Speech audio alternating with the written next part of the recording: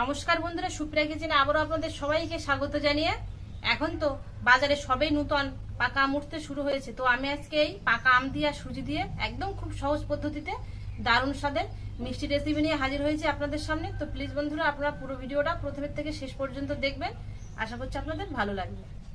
পাকা আমের মিষ্টি বানানোর জন্য প্রথমেই আমের খোসা ছাড়িয়ে আমটা গ্রেট করে নিয়ে আমের কাঁধ বের করে নেব। আমটা কিন্তু খুব ভালো করে পরিষ্কার করে ধুয়ে নিয়েছি। এবার আমের খোসাগুলো ছাড়িয়ে নেব। পাকা আমের খোসা তো খুব সহজে উঠে যাবে।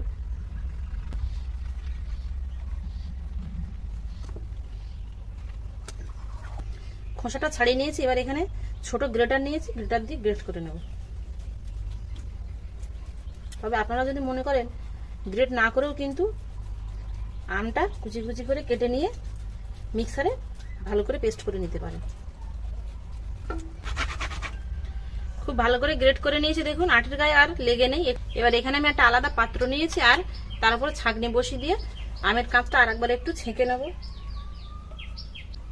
তাহলে আমের কাঁধের মধ্যে যে ছিবড়ে ছিবড়ে গুলো আছে সেগুলো থেকে যাবে এই ছাঁকনির মধ্যে। আমের কাঁধটা ছেঁকে নিয়েছি, তবে খুব একটা বেশি ছিবড়ে বেরোয়নি, এরকম অল্পই বেরিয়েছে।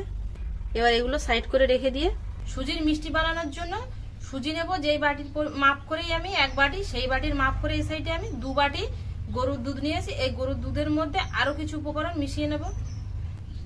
এখানে আমুলের পাউডার দুধ নিয়েছি। এই পাউডার দুধ একেবারে এই দুধের সঙ্গে মিশিয়ে নেব। দিয়ে 1 প্যাকেট দুধ পুরোটাই দিয়ে দিয়েছি। আর এখানে নিয়েছি গুঁড়ো চিনি। এই গুঁড়ো চিনিও এর মধ্যে দিয়ে একেবারে মিশিয়ে নেব। চিনিটা একেবারেই দেবো, সেই জন্য 1 বাটি চিনি নিয়েছি। আপনারা চাইলে কিন্তু গোটা চিনিও দিতে পারেন, কিন্তু গোটা চিনি দিলে একটু গলতে সময় লাগে। গুঁড়ো চিনি দিলে কি হয়, তাড়াতাড়ি মিষ্টির সাথে মিশে যায়। সবকিছু দিয়ে ভালো করে মিশিয়ে নেব। এবার মিষ্টিগুলো বানিয়ে নেব। কড়া গরম হয়ে গেছে, কড়ার মধ্যে ঘি দিয়ে দেব। এবার এখানে নিয়েছি আমি 1 বাটি সুজি দিয়ে দেবো, আর নিয়েছি পৌনি 1 বাটি ময়দা দিয়ে দেবো।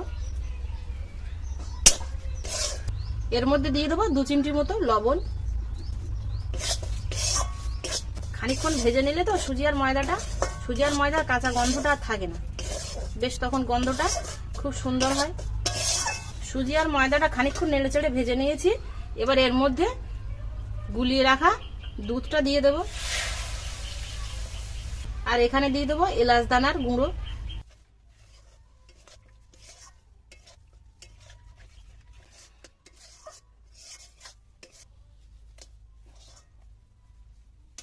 নেড়ে চেড়ে দেখুন বেশ এরকম একটা না শক্ত না নরকম এরকম একটা ডো হয়ে গেছে। এবার এর মধ্যে আমি বেশিটা তুলে নেবো আর কমটা রেখে দেবো। বেশিটা তুলে এই যে একটা ঘি মাখা পাত্রে রেখে দেবো।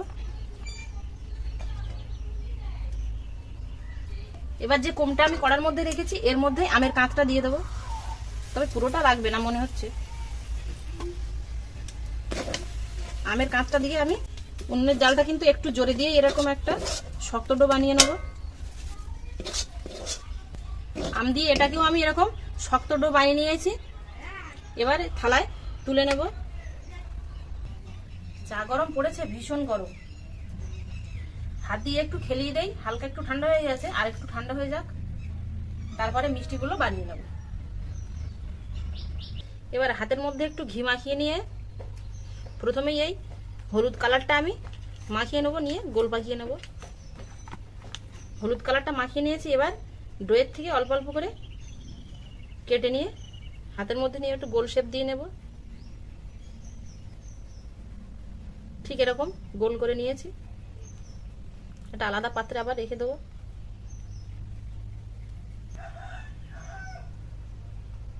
হলুদগুলো সব আমি গোল পাকিয়ে নিয়েছি। এবার বড়গুলো আবার একটু হাতে ঘি মাখিয়ে নিয়ে গোল পাকিয়ে নেব।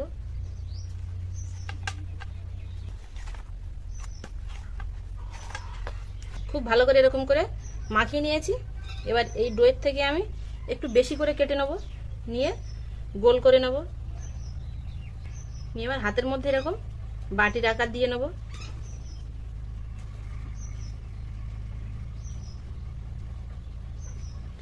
এভাবে একটা বড় বাটির আকার দিয়ে নিয়েছি। এবার এই হলুদ গোলগুলো মাঝখানে বসিয়ে দিয়ে সব সাইড দিয়ে আমি মুখটা এইভাবে বন্ধ করে দেবো।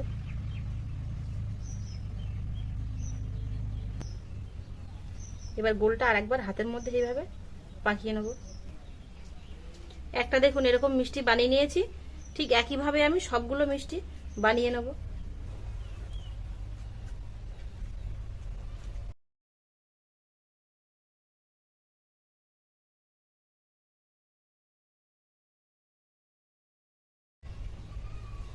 হালকা একটু চাপ দিয়ে দিয়ে এইভাবে পাকিয়ে নেব। আর একটা মিষ্টি বানিয়ে নিয়েছি। সব মিষ্টিগুলো আমি বানিয়ে নিয়েছি। দেখুন এখানে 1টা 2টো 3টে 4টে 5টা 6টা 7টা 8টা 9টা 10টা। হলুদ গোলগুলো একটু বড় বড় হয়ে গিয়েছিল, সেই জন্য আমি ছোট করে নিয়েছি। তা প্রথমে 8টা হয়েছিল, তারপরে লাস্টে ছোট করে নেওয়ার পরে 10টা হয়েছে। তো 10টা মিষ্টি আমি এরকম বানিয়ে নিয়েছি। এবার এই মিষ্টিগুলো 3 মিনিটের জন্য একটু স্টিম করে নেব গরম উনুনে। উনুনটা ধরিয়ে কড়াটা ধুয়ে নিয়ে এসে আবারও জল সমেত কড়াটা বসিয়ে দিয়েছি। এবার কড়ার মধ্যে আমি একটা স্ট্যান্ড বসিয়ে দেবো।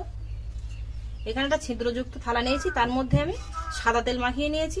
আপনারা সাদা তেল কিংবা ঘি যে কোনো কিছু মাখিয়ে নিলেও হবে। এবার এটা এর মধ্যে বসিয়ে দেবো।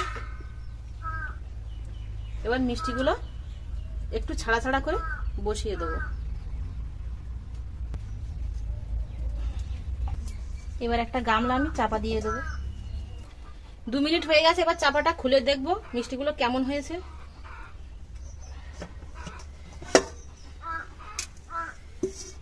দেখুন মিষ্টিগুলো কত সুন্দর হয়েছে আর ফুলে কতটা বড় বড় হয়ে গেছে।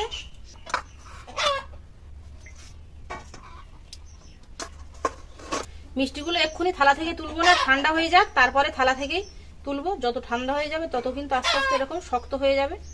এবার মিষ্টিগুলো এই পাত্র থেকে আমি আলাদা পাত্রে তুলে নেবো। তো এখানে দেখুন গুঁড়ো দুধ নিয়েছি। এই গুঁড়ো দুধের মধ্যে এই মিষ্টিগুলো একটু লাগিয়ে নিয়ে তারপরে আলাদা পাত্রে তুলে নেবো।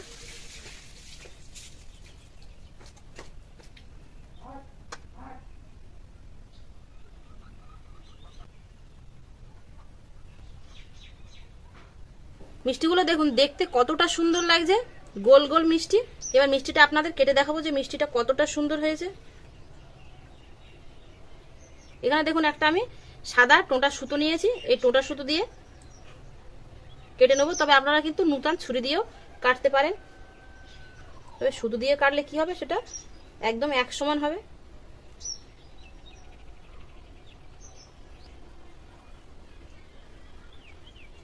মিষ্টিগুলো দেখুন কতটা সুন্দর হয়েছে দেখতে আর কতটা লোভনীয় হয়েছে।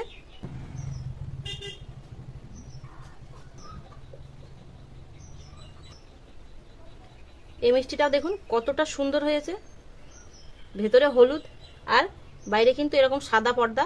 দেখতে যতটা সুন্দর লাগছে এই মিষ্টিটা খেতেও কিন্তু ততটাই সুন্দর হবে। এই পাত্রে রাখলে হচ্ছে না, একটা পাত্রে, তো ওই জন্য আমি এখানে আলাদা প্লেটে রেখে দিয়েছি, পরে সাজিয়ে নেবো।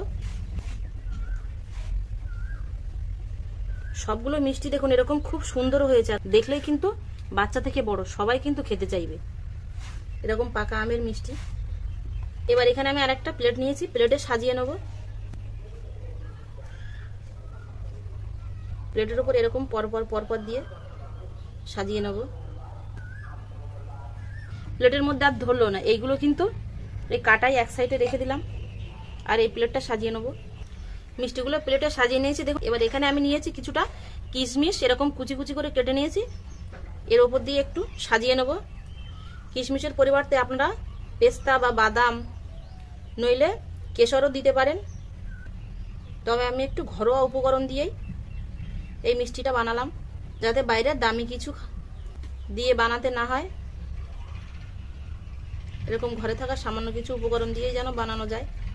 পাকা আমের এরকম সুস্বাদু মিষ্টি আপনারা কোনোদিন কিন্তু বানিয়ে খাননি, তো একবার এইভাবে বানিয়ে খেয়ে দেখবেন, আশা করছি আপনাদের ভালো লাগবে।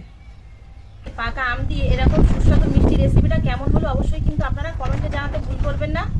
যদি ভালো লাগে তাহলে প্লিজ প্লিজ বন্ধুরা আপনাদের বন্ধুদের কাছে প্রচুর প্রচুর শেয়ার করবেন আর লাইক করবেন। আর এতক্ষণ আমার সঙ্গে থাকার জন্য আপনাদের অনেক অনেক ধন্যবাদ। আবার দেখা হচ্ছে আপনাদের সাথে পরে নতুন করে রেসিপিতে।